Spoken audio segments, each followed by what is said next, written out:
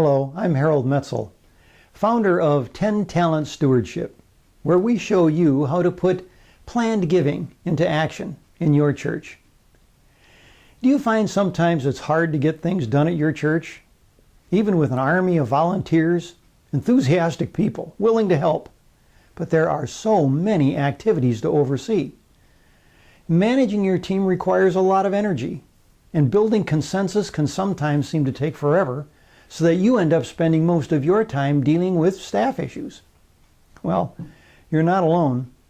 Many churches grapple with the problem I like to refer to as excess weight. Like your body, when it carries extra weight, your heart has to pump harder, and then the muscles strain to carry the added load, so that even more oxygen is needed. So the heart pumps harder, even harder. A lack of oxygen can kill. Not only does our body become sluggish, it becomes unhealthy.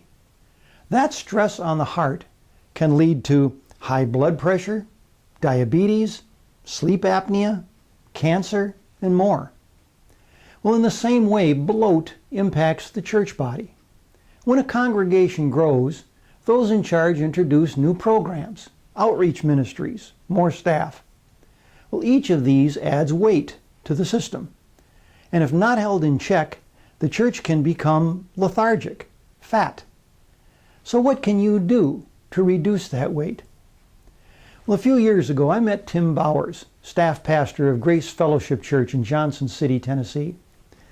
And Tim told me that his church had committed to developing better trained volunteers. And instead of hiring new staff, that would help them. Well, that got me to thinking.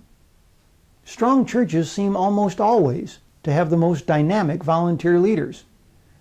And I don't mean just the traditional roles that come to mind, like greeters and ushers, children's workers, and so on, but rather teams that are trained to take the place of traditional staff positions.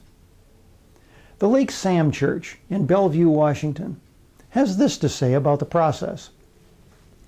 A few years ago, we moved everything from the traditional pastor-led paradigm that most churches use to one where any ministry area is owned by individuals from our family who have formed steering or ministry teams. And the growth in our people has been phenomenal.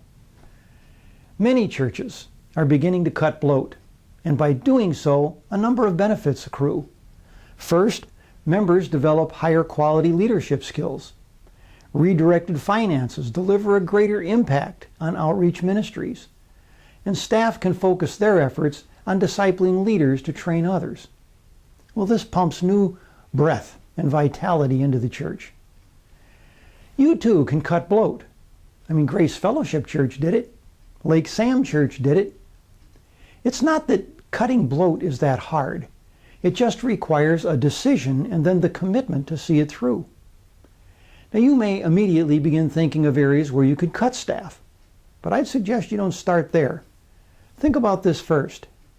If you could add a new staff position, what would you most like to add? And then instead, assign your own steering or ministry team to take that on. You'll find that it may begin to stop the bloat and provide new oxygen to energize the body of your church.